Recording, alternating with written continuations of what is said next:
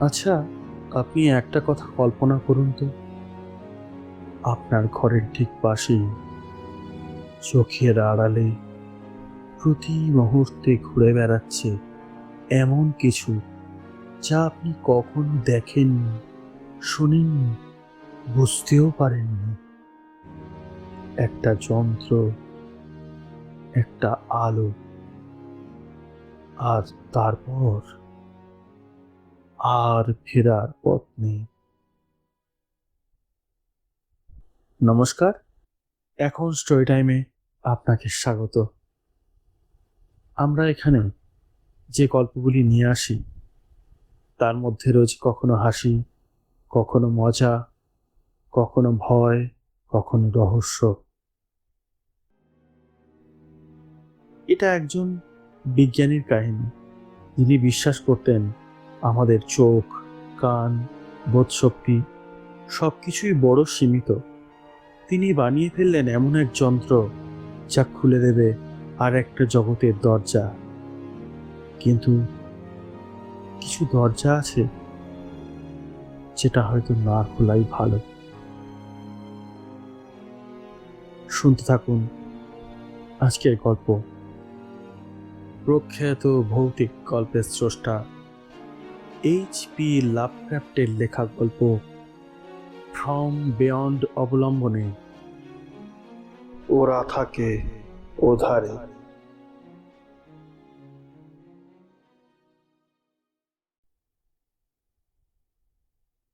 গল্পটিকে আরো উপভোগ করার জন্য কানে হেডফোন লাগিয়ে নিন আর আলো নিভিয়ে দিন। তারপর প্রস্তুত হয়ে যান, কারণ আমরা আজকে পাড়ি দিচ্ছি সেই পারে যেখান থেকে সবাই ফিরে আসতে পারে না। আপনার হেডফোনটার সাউন্ড চেক করে নিন। এটা বাম দিক, আর এটা আপনার ডান দিক। তাহলে শুরু করি আজকের গল্প। ওরা থাকে ওধারে।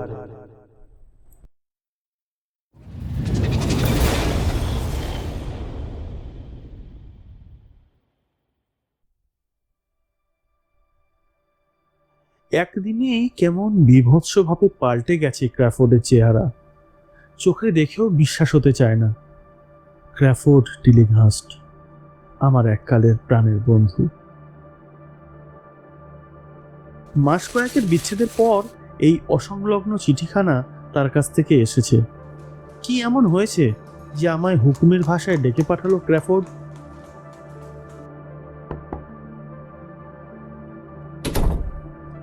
দরজা খুলতেই যে মূর্তিটা চোখে পড়ল তা দেখে শিউরে না উঠে উপায় নেই।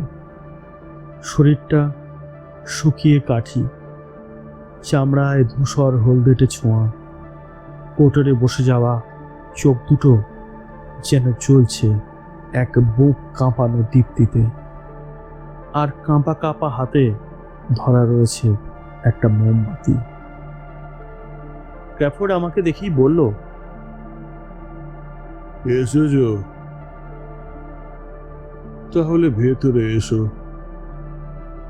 তাড়াতাড়ি এসো, দরজাটা বন্ধ করে দাও। আমায় ভেতরে নিয়ে যেতে যেতে বারংবার পেছন ফিরে তাকায় সে, যেন সেই জনমানবহীন সেকেলে বাড়িটায় ওঁত পেতে থাকা অজানা কোনো কিছুর আতঙ্ক চেপে বসেছে তার মনে।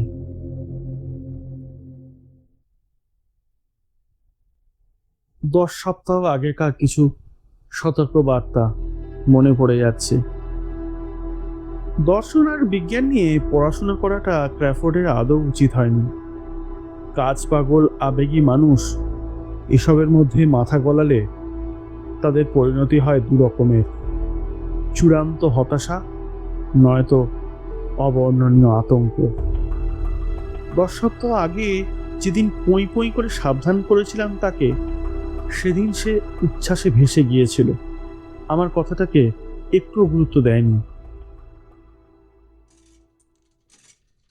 এই পৃথিবী আর ব্রহ্মাণ্ডের আমরা কতটুকুই বা জানি বলতো? কত সীমিত আমাদের পর্যবেক্ষণ ক্ষমতা, কত ক্ষুদ্র আমাদের চারপাশের জগৎ সম্বন্ধে এই ধারণা। দেখো ক্র্যাফোর্ড, তুমি যা বলছো তা তো নিছক কল্পনা। এসব নিয়ে বেহিসেবি নাড়াচাড়া করাটা ঠিক না। কল্পনা করো এমন এক শ্রেণীর জীবের যাদের ইন্দ্রিয়ের ক্ষমতা আরো গভীর, আরো বিস্তৃত। আমাদের কাছেই, আমাদের খুব কাছেই, ইন্দ্রিয়ের ধরাছোঁয়ার বাইরে জড় চেতন শক্তির আর একটা দুনিয়া আছে। আর আমি আবিষ্কার করে ফেলেছি সেই গুপ্ত জগতের আবরণ উন্মোচন করার পদ্ধতি। ওই যন্ত্রটা দেখছো, 24 ঘন্টার মধ্যে ওর থেকে ছড়িয়ে যাবে তরঙ্গ। মানুষের শরীরে যেসব সুপ্ত ইন্দ্রিয় আছে জাগিয়ে তুলবে সেগুলোকে। টপকে যাব স্থান কাল মাত্রা, শরীর না নড়িয়েই ডুব দেব সৃষ্টি রহস্যের অতলে। বুঝলে? থাও, এসব শুনে আমি মোটেও মজা পাচ্ছি না। তোমাকে আমি চিনি ভালো করে। এই পথ তোমায় সর্বনাশের দিকে নিয়ে যাবে। ক্র্যাফোর্ড, থামো, প্লিজ থামো। এক্ষুনি বেরিয়ে যাও আমার বাড়ি থেকে। তোমার মতন কাপুরুষের কোনো দরকার নেই আমার। কি হলো? যাও। একরকম ঘাড় ধাক্কা দিয়ে সেদিন আমাকে অভিদায় করেছিল। এরপর শুধু টুকরো টাকরা খবর এসেছে আমার কানে। নাওয়া খাওয়া বন্ধ, চাকর বাকরদেরও নাকি ও কাছে ঘেঁষতে দিচ্ছে না।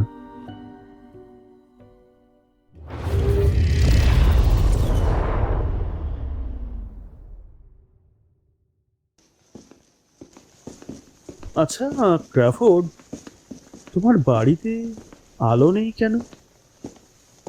সাহসে কুলোয়নি, বাড়াবাড়ি হয়ে যেতে। বিশেষ কারণ আছে বুঝলে। বুঝলাম। ক্র্যাফোর্ডকে এক নতুন রোগে ধরেছে। মোমবাতির আলোয় বৃত্তাকার সীমানার বাইরে যেন রূপ ধরে আস্তানা গেড়েছে 10 সপ্তাহ আগে শোনা শব্দ আর কল্পনাগুলো।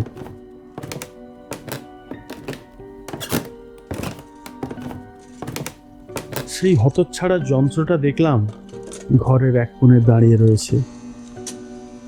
চারপাশে ছড়িয়ে পড়েছে একটা মর্মর, অশুভ, বেগুনি রঙের আলোর আভা।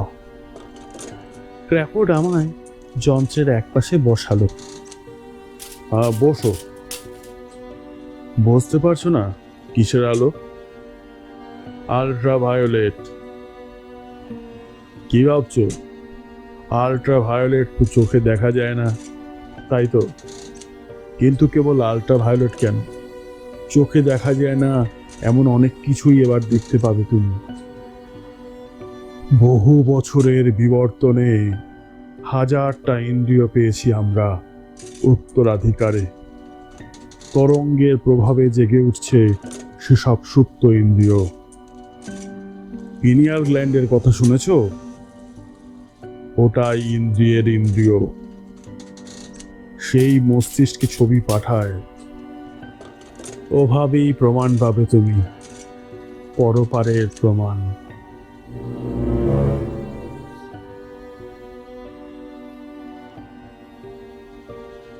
বিশাল ঘরখানার দক্ষিণের দেওয়ালে পড়েছে এমন এক ম্লান আলো যা নিত্যদিনের দৃষ্টিতে ধরা পড়ার কথা নয়।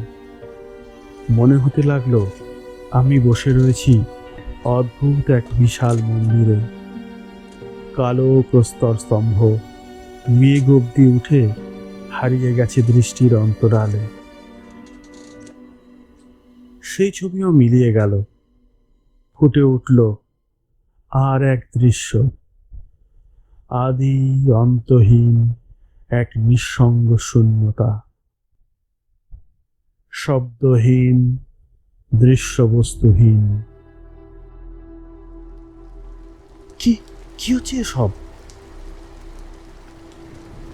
বুঝতে পারলাম শব্দ আর বাতাস প্রকোপ বাড়ছে দুটোরই। মনে হতে লাগলো আমি যেন বাধা রয়েছি রেল লাইনের সঙ্গে, আর দূর থেকে ছুটে আসছে কোনো দানবিক ইঞ্জিন শুদ্ধ একটা ট্রেন।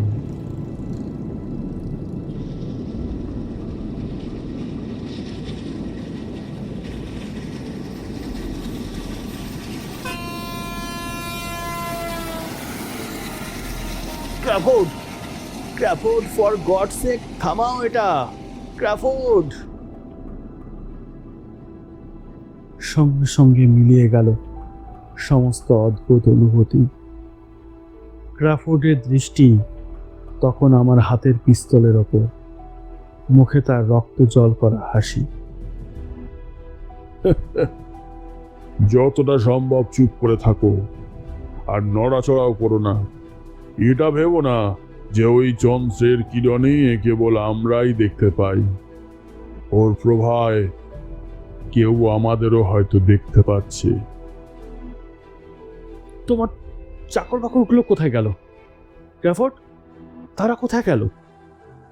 মিসেস আপডাইককে পই পই করে মানা করেছিলাম আলো জ্বালাতে, শোনেনি। একতলার আলো জ্বালানোর সঙ্গে সঙ্গে বিদ্যুতের তার আকর্ষণ করে নিয়েছিল অনুরূপ কম্পনকে। এখান থেকেই শুনতে পেয়েছিলাম তার মরণ চিৎকার। পরে দেখেছিলাম সারা বাড়িময় ছড়িয়ে ছিটিয়ে পড়ে রয়েছে কেবল জামা কাপড়ের স্তূপ, কেউ নিস্তার পায়নি। নড়াচড়া না করলে খানিকটা নিরাপদে থাকবে তুমি। মনে রেখো, যে ভয়ঙ্কর জগৎ নিয়ে আমরা ঘাটাঘাটি করছি, সেখানে আমরা দুর্বল, অসহায়, বুঝলে? সত্যিটা জানতে পেরে আর ক্র্যাফোর্ডের এই হুকুমের জোড়া ধাক্কায় আমার সমস্ত শরীর যেন অবশ হয়ে গেল। আতঙ্কের ধাক্কায় খুলে গেল মনের বোঝার ক্ষমতা। ফের মনের মধ্যে ফুটে উঠল সেই পরপারের অনুভূতিগুলো।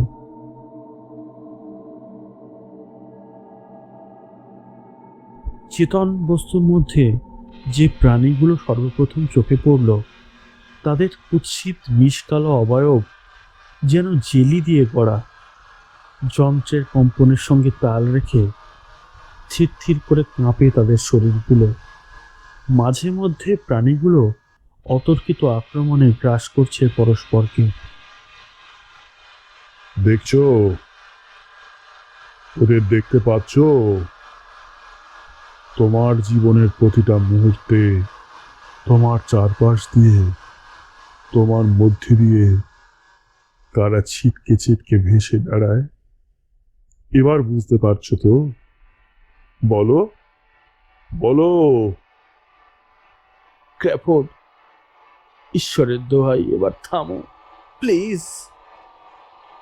কি ভাবলে তুমি ওই এলোমেলো ভাসতে থাকা জীবগুলো আমার চাকর বাকরদের নিকেশ করেছে?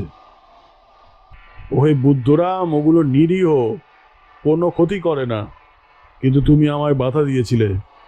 যখন আমার দরকার ছিল প্রচন্ড উৎসাহের, তখন তুমি আমাকে নিরুৎসাহ করেছিলে। মনে পড়ছে? অনন্তের গণ্ডির বাইরেটা অবধি দেখতে পেয়ে গেছি আমি। নক্ষত্র লোক থেকে টেনে এনেছি দানবদের, যারা মানুষকে গ্রাস করে, যাদের স্পর্শে মানুষ বিলীন হয়ে যায়। তারা সব আমাকে খুঁজে বেড়াচ্ছে বটে, কিন্তু তাদের কি করে এড়াতে হয় আমার জানা আছে। কিন্তু তুমি পড়বে তাদের খপ্পরে। চিন্তা করো না, বুঝলে?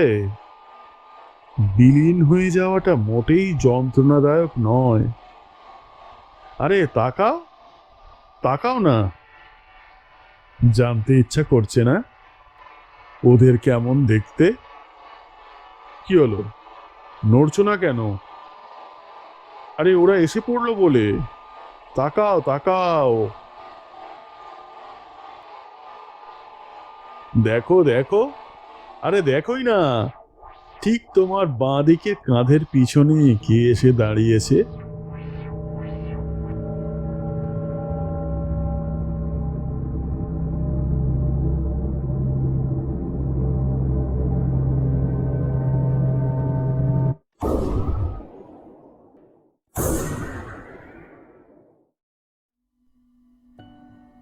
গুলির আওয়াজ পেয়ে পুলিশ আসে, দেখে ক্র্যাফোর্ড মৃত আর আমি পড়ে আছি অচৈতন্য হয়ে। পুলিশ এসে আমাকেই গ্রেপ্তার করে, কারণ পিস্তলটা আমার হাতেই ছিল। তবে অনুসন্ধানের পর যখন দেখা গেল যে ক্র্যাফোর্ড মারা পড়েছে মৃগী রোগে আর গুলি লেগে চূর্ণ বিচূর্ণ হয়েছে শুধুমাত্র সেই যন্ত্রটা, তখন ঘন্টা তিনেকের মধ্যেই পুলিশ আমায় ছেড়ে দিল। যা দেখেছিলাম তার সবটুকু আমি পুলিশকে খোলাখুলি বলতে পারিনি, কারণ আমার মনে হয়েছিল পুলিশ হয়তো সেই কথাটায় বিশ্বাস করবে না, উল্টে আমাকেই সন্দেহ করবে। ডাক্তারের কথাটা বিশ্বাস করতে পারলে আমার ভালোই হতো, যে ক্র্যাফোর্ড আমায় সম্মোহন করেছিল। কিন্তু একটা কারণেই সেটা পারি না। যে চাকর বাকরদের ক্র্যাফোর্ড খুন করেছে বলে অভিযোগ, তাদের দেহ কিন্তু পুলিশ আজ অবধি খুঁজে পায়নি। আমার মনে হয় ক্র্যাফোর্ড এই জগতের ওপারের যেসব প্রাণীদের নিয়ে বা যেসব জীবদের নিয়ে গবেষণা করছিল, তারাই সত্যি ওদেরকে গায়েব করে দেয়নি তো।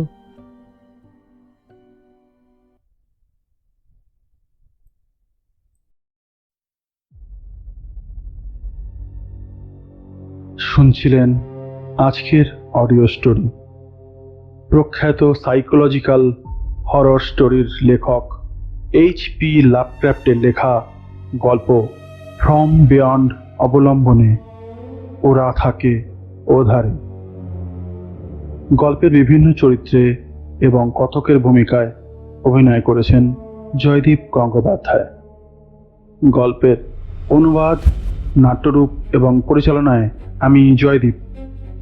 গল্পটি প্রযোজনা করেছেন টিম এখন স্টোরি টাইম।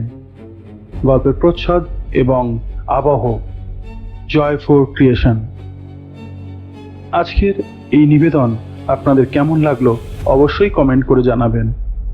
ফিরে আসবো এরকমই কোনো আকর্ষণীয় গল্প নিয়ে। ততক্ষণ ভালো থাকুন, সুস্থ থাকুন। ধন্যবাদ।